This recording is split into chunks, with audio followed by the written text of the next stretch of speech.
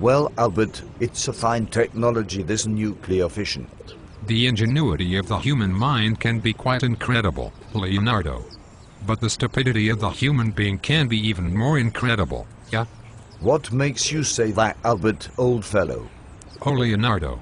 You have not heard of the nuclear disaster at Chernobyl? Or the meltdown at 3 Mile Island in the US? Or the fire at Windscale in England? Or, come to mention it, the atomic bombings of Hiroshima and Nagasaki by the United States? Well, okay, Albert, humans will always make mistakes, but we are intelligent enough to prevent such things happening again, don't you think? Leo, I wish I had your faith in humanity. The nuclear industry doesn't exactly have such a great track record when it comes to learning from its mistakes. Well, the safety record of nuclear power has been pretty good since Chernobyl, hasn't it? Okay, we haven't had any more reactor meltdowns to date, but there have been some pretty scary near misses. Such as? In the past 10 years there have been near disasters in Sweden, the Netherlands and Japan. Then there is the problem of cancers, leukemias and birth defects from routine radioactive discharges into the environment from nuclear power plants and from uranium mining. Then there's the waste problem. Ah, yes, the waste. But underground burial will solve that problem, right? I wouldn't be so sure about that, Leo.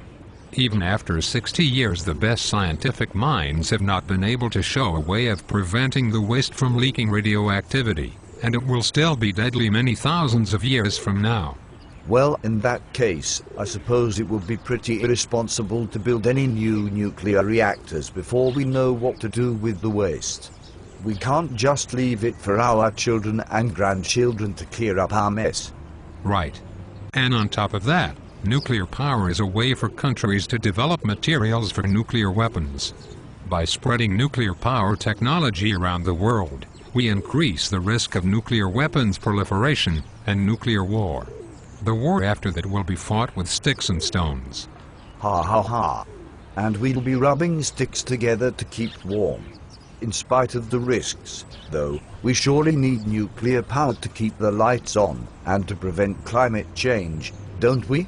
Actually, new nuclear reactors take too long to build to make much of a difference in terms of maintaining energy supplies or cutting greenhouse gas emissions.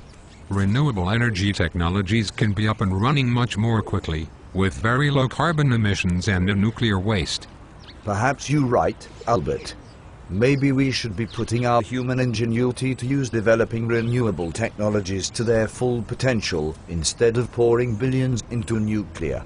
Absolutely, Leo. And if we really want to prevent catastrophic climate change, perhaps we'd better think about cutting down on our meat consumption and flying and driving less.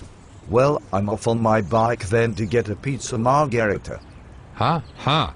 See you later, Leo. And give Lisa my regards. Thanks, Albert.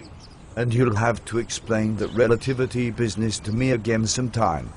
E = mc² and all that. Oh, Leo. Not again.